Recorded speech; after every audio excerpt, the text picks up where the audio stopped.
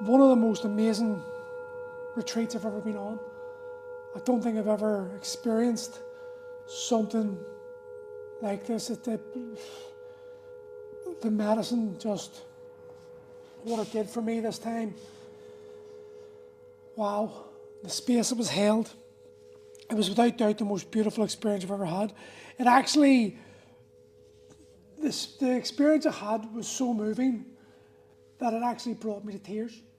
I started crying. It was that intense. I have never in my life experienced anything like this medicine before and what it showed me. And the missing pieces of the jigsaw that it brought back together and just showed me things. And you know, I'm very good at analysing where I've gone wrong and recognising the blockages within myself now. I've sort of transcended that ego place where I have to be right. And I actually now look forward to being wrong, because when I'm wrong, I can then course correct and go on a path that's going to take me closer to where I want to be. I remember 4 years ago, there's no way I'd have been like this. 4 years ago, I'd have been fighting myself like crazy to hold on to the story. And since I started this spiritual, this healing journey, whatever you want to call it, there's always been this story amongst those that are the healing fraternity that you must feel it to heal it. And it makes absolute sense. You must feel the emotion that you blocked away from when the time it happened. If you were 4 and something happened to you and you weren't allowed to express it at that point, your ego would fracture. You would go inside yourself and you would create a new identity based upon what you needed to become to stay safe, to stay safe, whatever that behaviour required or whatever that required you to suppress. So the Jungian principle of, you must feel it to heal it, it makes absolute sense. But I've noticed in my own journey, and I've noticed in so many other people's journeys, that this doesn't really resonate, because all these people that are doing the healing, all they ever do is seem to be on the healing journey, the healing cycle. They never really actually heal it. It's more validating it, with bravery, and all these groups will applaud each other for expressing the emotion. But the next retreat they go on, it'll be the same story. It'll be the same story. And it's almost like they've trained their nervous system to chase this experience. Now, I'm not knocking anyone. I've done it myself in my own nervous system. To chase this experience. Now, I'm not knocking anyone. I've done it myself and I understand.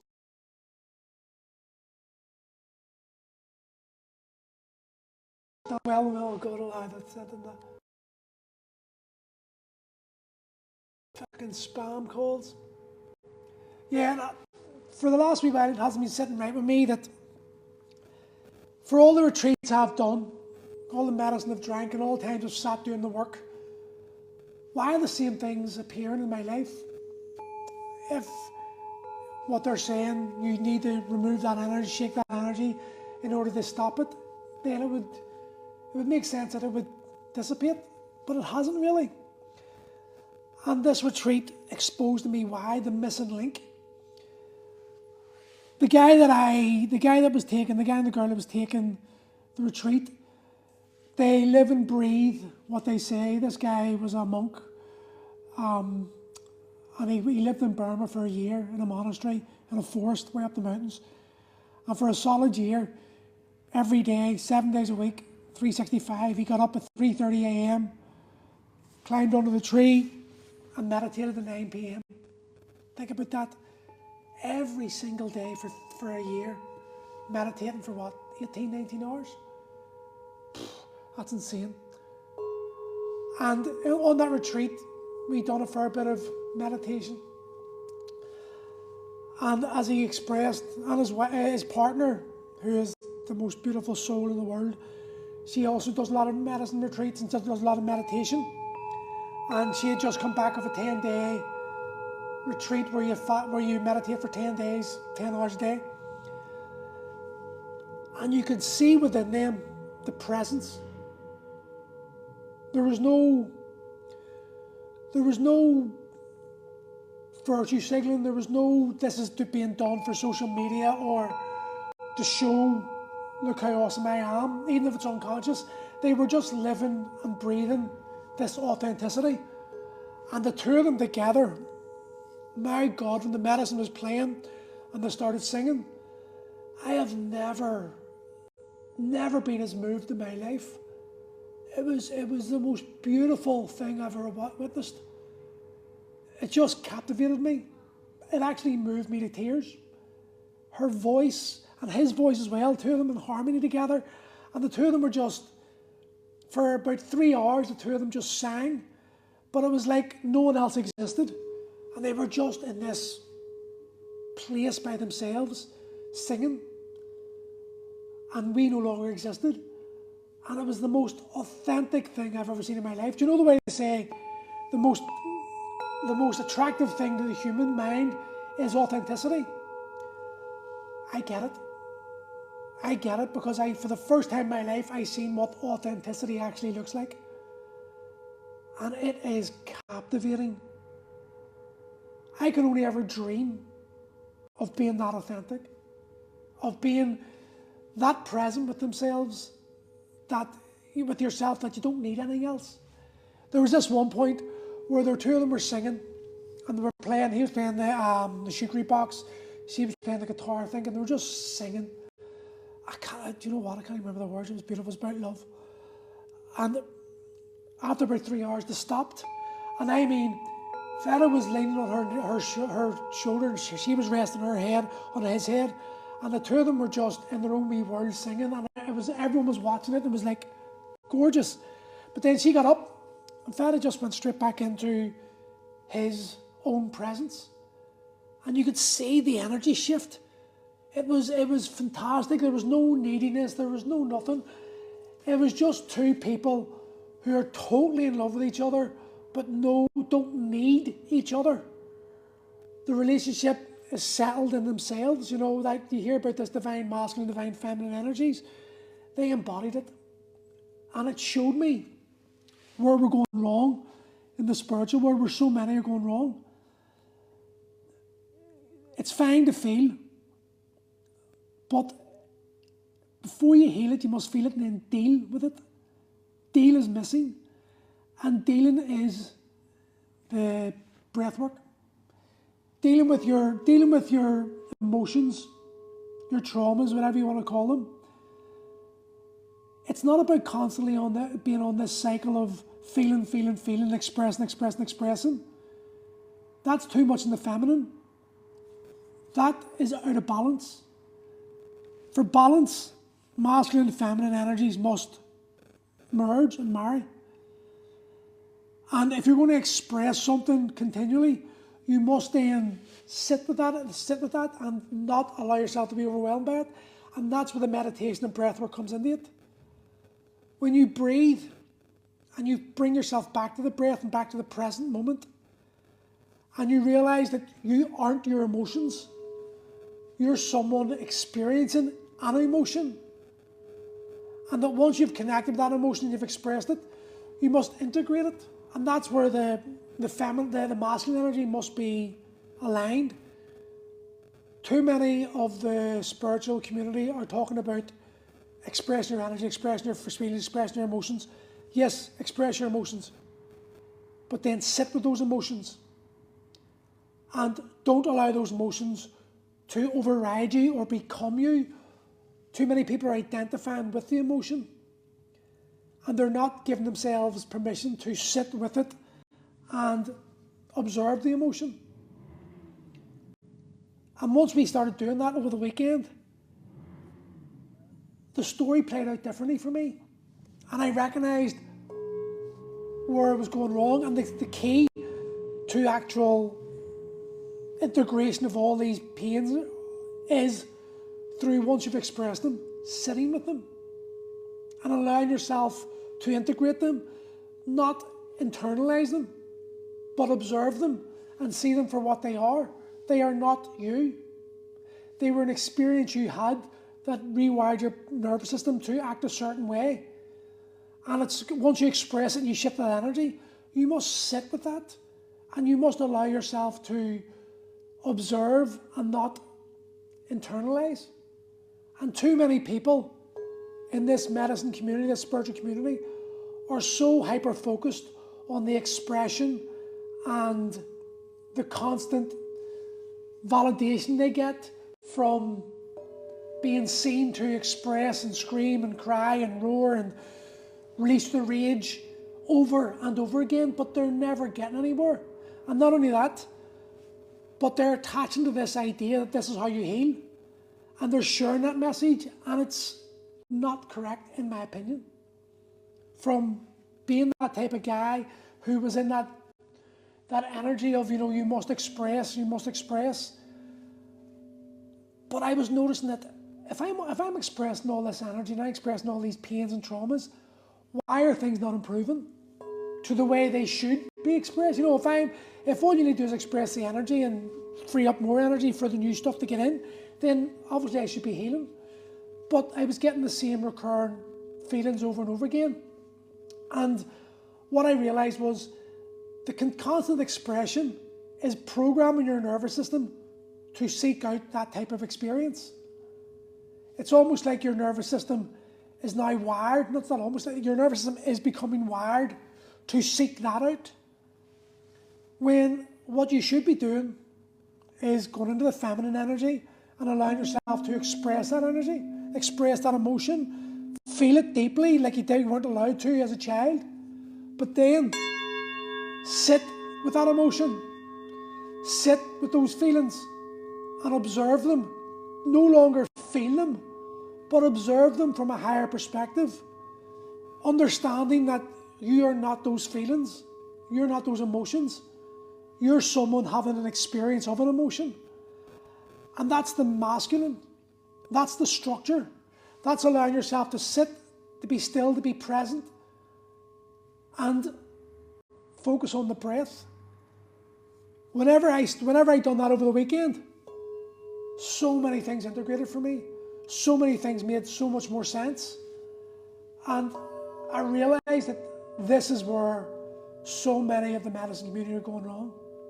This is why I don't believe I don't want to hold space yet for people and do the medicine retreats for people yet, because the more I do the work, the more I realize the more work I've got to do. And this is where I think a lot of things are going wrong. There's too many people jumping into holding medicine retreats that are not yet capable of, but their spiritual ego tells them they are. And they're being validated from people, because when you go to these retreats, you feel good, you feel better, you've released energy, and you're around people who are more authentic and more willing to be vulnerable, and their energy resonates with you and you feel better about things.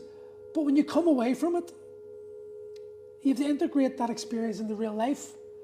And I don't think there's enough people doing that. And I think there's too many people using serving other people medicine as a way to bypass their own stuff. And they can use the validation they get from others going, oh my God, you made me feel so amazing, to validate their feelings, which only serves to strengthen their belief that they're healed, or that they're superior, or they're above, or they've more information, more knowledge, when they're not really ready yet to do this. This weekend I discovered what real holding space is. Watching two people just absolutely command the space without effort. They didn't have to do anything, they were just them. They were so authentically connected to themselves that the external world didn't affect them. There was nothing anyone could say that would ruffle their feathers. They didn't internalize anything. When they were holding space, no matter what you said, they just allowed you to say it without ever integrating themselves, and you could feel it. And they were just radiating love. No matter what you said, no matter what you did, their energy was radiating love and empathy towards you. There was no judgment. It was one of the most amazingly beautiful experiences I've ever had. And the medicine the first night was beautiful. It was lovely. It was so gentle, so peaceful. It was just this really nice, flowy energy. The medicine the second night, the Tree of Life, wow. Wow. My whole night, like for, I'd say I was probably on the medicine for about 6 hours, maybe 6 hours in that room, and I'd say for 4 of those hours, my whole body was just shaking. It was like my nervous system my body was remembering things that my mind didn't understand. It's the only way I can describe it. My body was convulsing in jerky, like couldn't stop moving, and just like almost like epileptic fit type thing. Maybe my arm would go, or my body would jerk like this, and my legs would go, and I couldn't stop them. I could just hear Feta going, remember, bring it back to the breath, and I was trying to bring it back to the breath, but no matter what I did, my body was going crazy. And then Julia picked up the ukulele and started singing this song. And when she started singing it, her feminine energy was just this overwhelming, like, feeling of love. The only way I can describe it was like, do you know when you're 3 or 4 and you fall, hurt your knee or something, and your mummy picks you up and starts nursing you, and you just cry and you just feel held? It was like that. And I just burst into tears. And I mean, I really sobbed. And I don't know where these tears came from, but they just kept flowing, and they just kept coming and coming. And the more I cried, the more the body calmed. And I was just in tears. Tears were flowing from me, just like proper sobbing. But as I sobbed, I could just feel the jerks getting less and less and less. And that was like, I felt like myself being soothed. Do you know, like it bring back that being like a child, like a baby, when you sort of nod off, when you've been crying so much and your mum's just rocking you, and you start, that's what I felt. It was, oh jeez, it was beautiful. It was just the most, like, I don't even know how to describe it. I wish everyone could experience it. It was just absolutely, it sung to my soul. Do you know how I can describe it? It spoke to my soul in a way that nothing's ever spoke before. And it just allowed me a moment to really feel into that and just release it. And then the next day, the meditation. And the thing about the meditation is, like, we were sitting there, like, I thought it was 10 minutes max. It was 45 minutes. And I was like, where did that time go?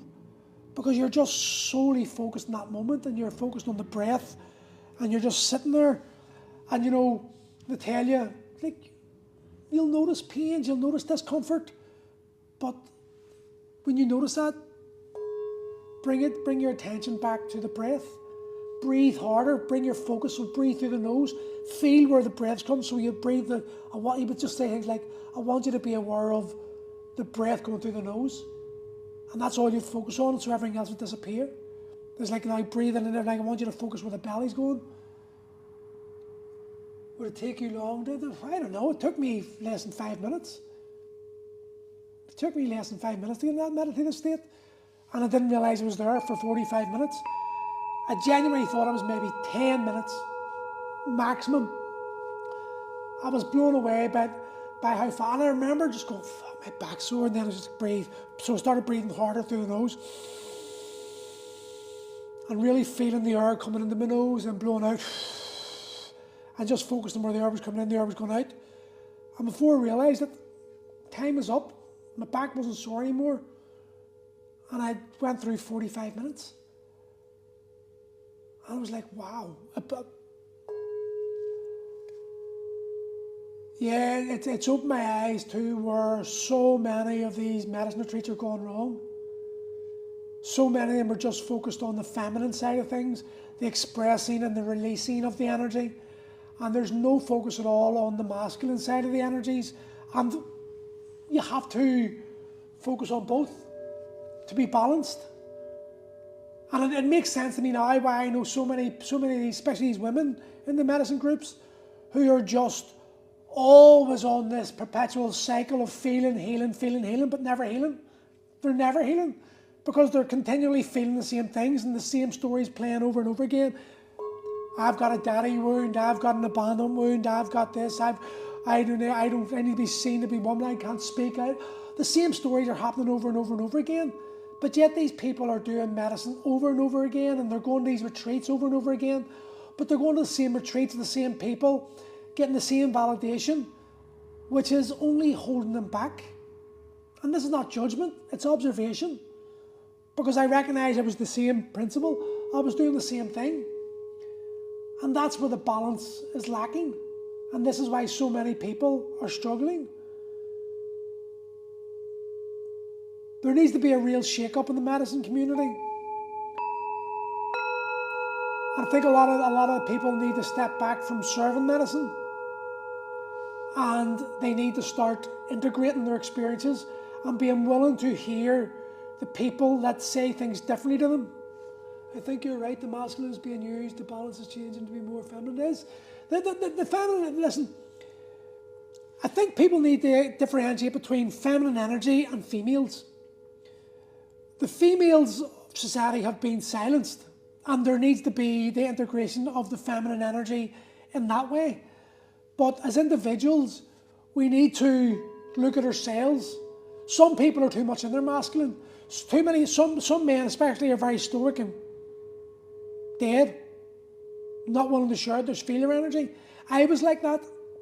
I was very much in the masculine energy and wouldn't acknowledge any feminine energy. Oh fuck, I cry. I couldn't cry. Now I can cry at a drop of a hat. But I now recognise that my journey, my path, has to go towards integrating the masculine energies, not the masculine side, but the masculine energies of stoicism, of being able to sit in stillness, focus on the breath, observe my thoughts and not internalise them. And I think that's a very, very important aspect, especially for women. Because a lot of women, all women, they live emotionally. That's their natural makeup, to be emotional. This is why women can fly off the handle at the smallest things and then 2 minutes later it's fine. And to be able to recognise when your emotions are overtaking you and bring it back to the breath and recognise that you're being overwhelmed by triggers and that it's not okay to express your emotions all the time, especially when you're projecting them onto others. And that a lot of times you need to integrate those feelings and go, okay, what am I feeling right now? What is coming up for me right now? And go into the breath and, dissect those emotions and see them for what they are, not what you feel. Because feelings lie.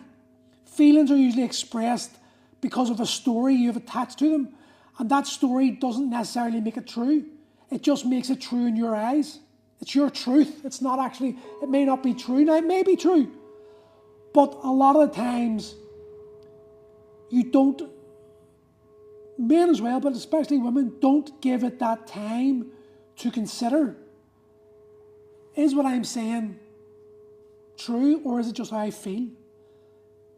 Am I feeling this because of previous experiences that this is how I've always reacted? Is my nervous system just on autopilot right now? Am I projecting pains that other people don't deserve to experience because I can't express or integrate how I feel? A lot of relationships have ended. Marriages, parents, children, friendships, work, because people believe their emotions to be true instead of their truth. Your truth is subjective. All truth is subjective. What is true. But your truth is subjective based on how you feel. And if you give yourself a couple of minutes to breathe and feel into that and observe those feelings, observe those thoughts and dissect them, 9 out of 10 times you'll come to the conclusion that actually they're just a program from the nervous system playing out again. And this is what, like, honestly, the weekend just showed me so much about myself and how much pain I've caused other people through this need to be right, do you know? And how many of us, how many, we're all like that. There's not one single one of us is not like that. And if you can't admit that, that's okay, it's where you're at, but it doesn't make it any less true. We are all causing so many people that we love pains, and we're costing ourselves friendships, marriages, relationships, because our nervous system has been programmed to such an extent that we need it to be right. We need that feeling within ourselves to be validated, even at the expense of our marriages, our husbands, our wives, even the expense of our children's well-being, our relationship with our parents, our relationship with friends. And this is where the meditation and the sitting with those emotions and allowing yourself to feel into them comes into play. And a lot of men can deal with it, but a lot of women could really, really elevate their lives if they just recognized this and went towards that truly sitting with the emotion. Because women are more emotional naturally than men. A lot of men could really benefit from sitting with their emotion and allowing themselves to feel those emotions and express them, because that's where men lack. Men lack the ability to be seen in their true vulnerable states, whereas women find that very easy. Women struggle to sit with the emotion and integrate it. And this is where we can bring balance to ourselves. Once you've expressed the emotion, like, men should not be embarrassed to cry. Men should be able to just break down and cry. Maybe not to their women. That's why men need groups of other men to support them. Because the other problem is, and I experienced this in my last marriage, my marriage, one of the reasons why my marriage ended was that I lost connection with my friends. I had no male friends to share to, so I offloaded everything to Gail, which consciously she said she wanted, but unconsciously no woman wants that. Because women need to feel safe with their man. And a man who cries and expresses that emotion will trigger an unconscious feeling within a woman that she's not safe. It's weakness. And that's how it is. This just making peace with what is important. It's not a judgment on women, it's just how your makeup is.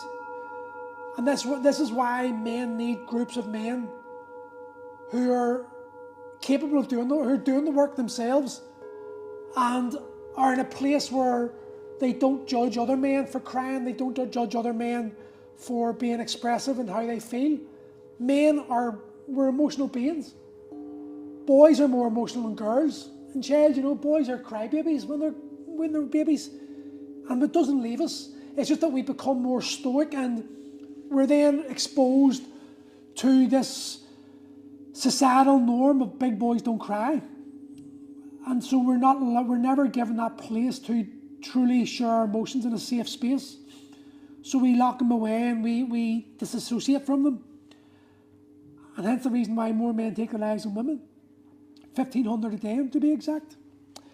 And this is why men's work, this is why I'm so focused on the men's work, because the men's work is one of the most important things. Because if men can work on themselves, if men can start to recognize where their weaknesses lie, and weakness, doesn't matter how strong or build, how big you are, how successful you are, if you can't express emotion, if you're feeling fearful of that, if you have to lock that away, that's a weakness, because it's impacting you. whether you want to acknowledge it or not. It's impacting you because you're lacking a softness within you that all men need. Men need to have a softness within them, especially fathers. If a father is cold to his children, the child will grow up feeling fearful. There's nothing worse than a glance from a father of disapproval. It cuts boys to the bone, makes girls feel unsafe. So as men, we need to be in connection with our emotions. We need to be able to feel comfortable and able to be vulnerable, but we've got to choose the places where we are vulnerable. As they say, the only time a man can cry in front of his woman is when his dog or his mum dies. That's the joke, because otherwise we need to have strength. We need to be able to be that structure that allows our women to feel safe. But men need to acknowledge that we have to be able to express, or else we suppress, and when we suppress, it comes out as anger. It comes out in toxic ways, and it gives the agenda-riddled blue hair brigade more ammunition to talk about toxic masculinity and just the superficial words that cause so much division. And this is why I think men's groups are so important, and men getting together with other men and being allowed to speak how they need to speak and to feel heard. It's so important. The amount of men that I work with who I witness them just breaking. And when I see them break, there's a real, the same story plays out every time. It happened to me, it happened to so many guys that I know, every guy I know. In the beginning, there's such a resistance, and they'll block it up, and you'll see their eyes water, and then they'll swallow it down. It's like suppressed. It's like the automatic reaction for a man to cry in front of another man is to suppress it. No, I don't need to cry, I'm okay. No, I've got it, I'm okay. It's like a badge of honour to not cry.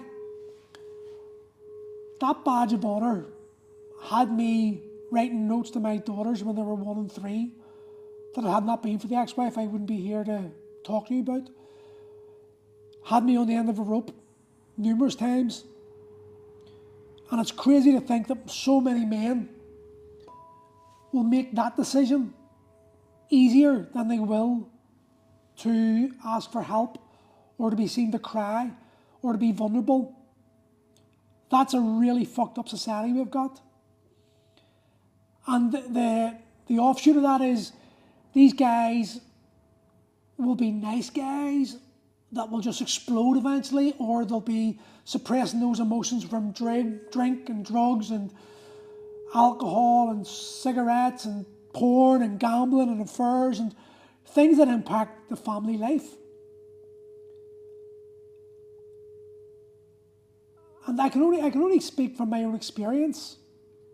And the conversations I have with other men who do the similar work to me and go to the same retreats and where we all open up and share things. The sense of release you get and relief you experience from being seen and from being able to speak what you feel without the fear of judgment is one of the most liberating experiences you'll ever have. It's something that it saddens me that so many men can't experience. And the byproduct of that is if you've got children, if you've got a wife, if you've got a partner, they experience the higher elevated version of you. And for a lot of men, just being able to express that and say what you need to say is enough. We can cope again. We've released some of that burden. We've lightened the load, that's the emotional load that we're carrying about every day. We've lightened it. And I say this every time, I'm blessed now. I've got a group of guys who, if something's wrong with me, I can phone up, and depending on the severity of it, they'll be on the phone, they'll be on WhatsApp video, or they'll be on, they'll come up. If needs be, they'll stop what they're doing and drive up to me. If it was severe enough, and I do the same for them. And to have that support network as a guy is something that's really, really powerful. And it's the reason why that thought of taking my own life doesn't exist in my head anymore. I went through 44 years of my life. Man, nah, that's a lie. Maybe 34, from I was about 13. I don't think there's a day that went through I didn't think of taking my own life. From I was 13. You know, that's not normal. But unfortunately, it's become normal. It's not right. And so many men are just living an absolute lie. We're willing to suffer in silence, carry this burden that we create in our minds that's greater than it is. Do you know how we feel? Remember, when you ruminate on something, you give it strength, and what you feed, it grows. And so many men feed this story that they're not worthy. So many men feed this story that they're the only ones going through it. They'll be laughed at, they'll be judged, they're the shame of feeling this feeling is so deeply ingrained that they don't know how to express. Like, I know loads of guys, when they talk to me, I can sense it. I've got this ability to sense when a guy needs to say something, and I'll sort of push a wee bit, not probe, but steer the conversation that allows them the space to, or brings it up to the point where it has to come out. And to be able to hold the space for those guys to do that, it's amazing. It's a beautiful thing to do, because you can see the fight within them, and I know that fight. But I know the overwhelm of when it happens, how fearful it is, but also how liberating it is. It becomes one of the most liberating experiences you'll ever have. And then the fear of being judged comes in, and the shame of what you did, and they'll start apologising. I'm sorry about that, as if like they've done something wrong. It's crazy how many men will apologise for being in an authentic state where they just expressed how they felt. It blows me away now how many of us are terrified to be truly authentic. Newsflash, you're a man, which means you're a human, which means you've got emotions, which means you need to express them. And if you don't express them, you suppress them, and you suppress them, they build up, and eventually they overload and they explode, and they come out towards the people that don't deserve that outlet, i.e., your wife or your kids or your friends. And it's so easy, and it really is easy to fix it. It's just that we believe it's hard. We have created a story in our own minds, and it's from our previous experiences as growing up as childhood, where all men carry this real stigma energy of guilt. They feel guilty. They weren't good enough for their dads. They weren't good enough for their mom. They weren't good enough for his big brother. They weren't good enough for little brother. They weren't good enough in school. Whatever it was, there's this continuous energy, and it's so prevalent. And we've experienced it so much we don't even recognise it. We just think it's our state of being. And very few of us actually give it any credence or, attention. And because of that, we carry it and we experience it over and over and over again until it becomes so normal, so normalised in society as a collective, that the majority don't talk about it. And if you're my generation, the line you would use was, "That's gay." I'm not talking about that's gay. And we joke about that as my friends and all the guys in the group, because that's what we used to say as kids. "That's gay as fuck. I'm not doing that." As if somehow it's gay. Do you know? But that's a childhood trauma that we're carrying. That's a story that we have given strength to as a collective. And it's preventing men from healing. And it's preventing men from moving forward and becoming the versions of themselves that their family needs.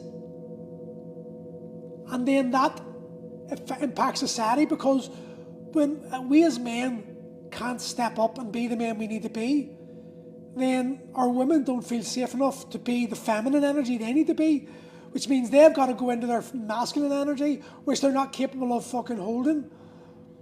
And then they become controlling and dictative, and the men become weaker. And it's this perpetual cycle that's impacting us over and over again.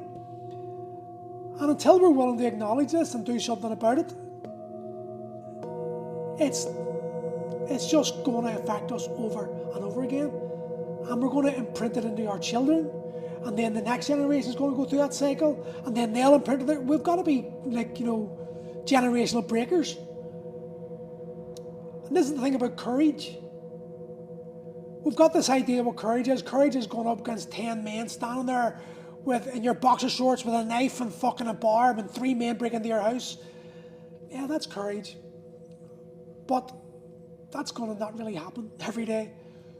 What will happen every day for men is they're going to have to confront how they feel about themselves, how they hold themselves, how they present themselves, how what they say and do impacts others. And if what you're saying and doing is impacting your family or friends in a negative way because you're not willing to go into your emotions and look at them, then you need to start looking at yourself and realizing that the courage that you need to think about is the courage to confront those aspects of yourself that are causing you to be a dick. Because we're all dicks, every single one of us. We've all got the ability to be, and we all are, absolute assholes. And the more we can recognize that, the more we can start confronting those parts of ourselves that are causing us to be like that. And the more we do that, the less of an asshole comes out, and the safer our children feel, and the more in love with you your wife becomes, and the happier your life is. And all of a sudden, society changes. It's as I say, it's not simple, but it's not easy, but it is simple. Finding that courage to be that version of you that your children need. Be the man, or become the man that you needed when you were a baby. So many men my age needed their father to be that loving, caring, safe space. What I do with my daughters, right? My 8-year-old is a wee dancer. She's an amazing wee dancer. And she will dance anywhere, including Tesco's and Lidl. She'll dance like crazy, and people will look at her. And I recognise that look of judgment. So what I do is I dance the way she dances, so that the people judging her look at me rather than her. Because the last thing I want her to experience is this judgment from dickheads that don't matter, who are just so caught up in their own fucking story that they somehow think looking at an 8-year-old being an 8-year-old is, So I'll dance with them. I'll dance with her. And I'll look like a fool so that they look at me and judge me, because go fuck themselves, I don't care. My job is to be that space, to hold that space for my daughter to feel absolutely safe in, and that she can feel she can do whatever she needs to do to be as authentically, as close to her as she can be. And if I can do that, then that's me being a real father. Because I am not allowing her to experience those experiences that I had as a child that caused me to separate from the authentic version of me, and it's caused me to do all this work. And the more work you do on yourself, the less you give a fuck about what other people think about you. Which is one of the most liberating experiences you can ever have. And you can get yourself to that point where you see what you're doing, you're like, this is a program. This isn't me. And it's that observation with your thoughts that really become powerful. When you can see the emotion at play and recognize it just as a fleeting moment, like clouds passing. It's not you. It's something that's attached to you, something you're experiencing, you're feeling, but it's not who you are. Too many of us attach with these identities based on how we feel about ourselves, and we believe that that's who we are. It's not. That's who you've become. That's who you had to be to feel safe. You had to act a certain way at a certain point in time to get the love and safety you needed. And then that became the program you played out to continue getting the love and safety. And eventually that identity overran the authentic you, and it became more comfortable and familiar to be like that than it was to be the authentic version of you. And this is the work. The work is recognizing this, expressing it, and then sitting with it and integrating it, so it allows you to feel more whole and less worried about the judgment of others. Because judgment, that fear of judgment, that's another childhood wound. That comes from your parents telling you can't do this, you can't do that, you have to do this. Not in a bad way, mostly. Just from their own wounds that they carried. They didn't recognize were wounds and they just put it onto you. They were treated like that, that's how they were brought up, therefore that's how you're going to be brought up. And when you can allow that energy to move and then integrate the experience and recognize it for what it was, just an attachment that doesn't define you, then you're free of it.